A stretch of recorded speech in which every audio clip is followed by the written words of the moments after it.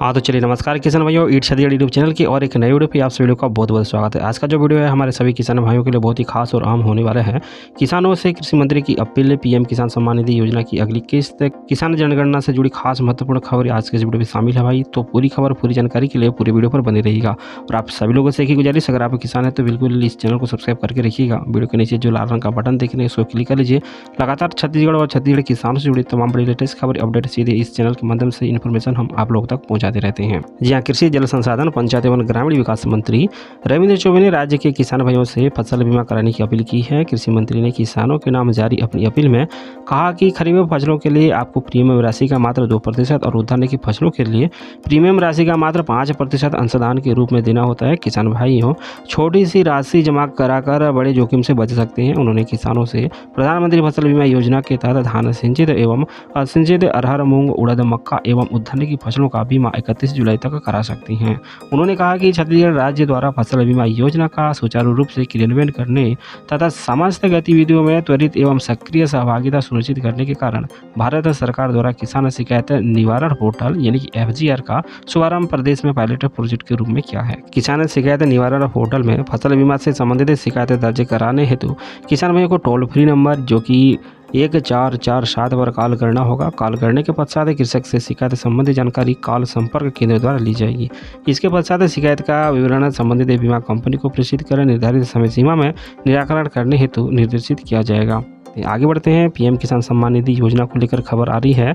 जी हाँ किसान भाइयों, किसानों को प्रधानमंत्री किसान सम्मान निधि योजना की अगली किस्त का इंतजार है। 31 मई 2022 को किसानों के खाते में 11वीं किस्त के तौर पर 2000 रुपये ट्रांसफर किए थे। पिछली बार प्रधानमंत्री नरेंद्र मोदी ने 31 मई 2022 को 10 करोड़ किसानों को लगभग 21 करोड़ रुपये का लाभ दिया था। योजना के तहत किसानों के बैंक अकाउंट में हर साल 6000 रुपये की राशि ट्रांसफर की जाती है। साल में 3 बार किस्त जारी होता है। हर किस्त में किसानों को 2-2 हज़ार रुपये के पैसे ऑनलाइन सीधे उनके बैंक अकाउंट पर ट्रांसफर की जाती हैं। किसानों को हर साल की पहली किस्त 1 अप्रैल से जुलाई के बीच में दी जाती है। वहीं दूसरी किस्त की हम बात करें तो 1 अगस्त से नवंबर के बीच में होता है। और किसानों को तीसरा किस्त का जो पैसा है दिसंबर से मार्च के बीच में हो, क्योंकि अभी 31 मई को पेमेंट जारी किया गया है। अब लंबे समय के बाद एक बड़ा खबर सामने निकल कर आ रहा है। कुछ रिपोर्ट्स के मुताबिक प्रधानमंत्री नरेंद्र मोदी की ओर से 1 सितंबर 2022 को 12वीं किस्त किसानों को मिल सकता है। किसान भाइयों, इस चैनल के माध्यम से लगातार हमें पीएम किसान सम्मान निधि योजना और न्याय योजना को से जुड़ी तमाम बड़ी लेटेस्ट खबर अपडेट सीधे आप लोगों तक पहुंचाते रहते हैं भाई। तो अगर आप किसान हो तो बिल्कुल इस चैनल को सब्सक्राइब करके रखिएगा, क्लिक कर लीजिएगा। साथ ही सीजी न्याय योजना और अपडेट प्ले स्टोर पर एप्लीकेशन मौजूद है। किसान संबंधित पल की अपडेट आपको एप्लीकेशन के माध्यम से भी मिलता रहता है, तो आप उस ऐप को भी इंस्टॉल कर सकते हैं। किसान भाई, आप लोगों को बताना चाहेंगे प्रधानमंत्री किसान सम्मान निधि योजना का जो KYC की अंतिम तिथि है वो 31 जुलाई है। अगर आपने अभी तक KYC कंप्लीट नहीं किए हैं तो आप 31 जुलाई के पहले अपना KYC कंप्लीट जरूर से करा लीजिएगा। आगे बढ़ते हैं। छत्तीसगढ़ में खेती करने वाले किसानों और कृषि भूमि की हो रही है गणना। जी हाँ किसान भाइयों, खबर आ रहा है कि छत्तीसगढ़ में किसानों और खेती योग्य जमीन की नई सिरे से सूची बन रही है। राज्य शासन ने कृषि एवं राजस्व विभाग को इसकी जिम्मेदारी सौंपी है। इसे कृषि संगणना का नाम दिया गया है। संगणना के जरिए खेती योग्य जमीनों का दस्तावेज अपडेट होगा। इसमें छोटे और बड़े सभी किसानों का रिकॉर्ड दुरुस्त होगा और नए सिरे से किसानों की सूची भी अपडेट होगी।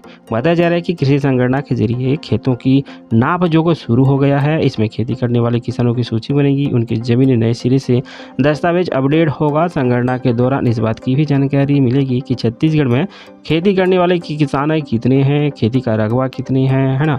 और इसके अलावा यह भी जानकारी मिलेगी कि कितने किसानों ने राज्य शासन की योजना के तहत फसल परिवर्तन के लिए आगे आए हैं और वर्तमान में धान के अलावा दलहन और तिलहन की खेती कितने किसान कर रही हैं। इसी संबंध में खबर है कि आयुक्त भू अभिलेख की निगरानी में कृषि संगणना का काम हो रहा है। राजस्व अमले खासकर पटवारियों को अपने प्रभार वाले पटवारी का हल्का में कृषि भूमि के नए सिरे से दस्तावेज तैयार करेंगे, किसानों की सूची भी बनाएंगे और गणना के दौरान यह भी देखा जाएगा कि वास्तव में खुद खेती कर रहे हैं या फिर अधिया या फिर रेखा में दिया गया है। वहीं मिली जानकारी के अनुसार कृषि संगणना के दौरान पड़त भूमि की गणना नहीं की जाएगी। यदि कोई किसान बीते 4 या 5 साल से खेती नहीं कर रहे हैं तो वह जमीन पड़त भूमि की श्रेणी में शामिल किया जाएगा और उसकी गणना नहीं होगा। तो भाई, अगर आपके पास भी कोई ऐसी जमीन है जहाँ पर आप पिछले 4 या 5 साल से खेती नहीं कर रहे हैं तो आप उसको एक बार जरूर से देख लीजिएगा। तो ये कुछ खास खबरें थी हमारे छत्तीसगढ़ के किसान भाइयों के लिए, जो कि आज के इस वीडियो पे जानकारियां हमने आप लोग के साथ शेयर करने की कोशिश की है। भाई, अगर आपने यार अभी तक हमारे इस चैनल को सब्सक्राइब नहीं किए हैं तो वीडियो के नीचे लाल रंग का बटन दिख रहा है, उसको क्लिक कर लीजिए। चैनल को सब्सक्राइब करके रखिएगा, अभी सब्सक्राइब कर दीजिए, क्योंकि लगातार हम हर रोज इस चैनल के माध्यम से खेती किसानी से जुड़ी तमाम बड़ी लेटेस्ट खबर अपडेट सीधे आप लोगों तक पहुँचाते रहते हैं। अपना प्यार और सपोर्ट चैनल के साथ जरूर से बना के रखिएगा।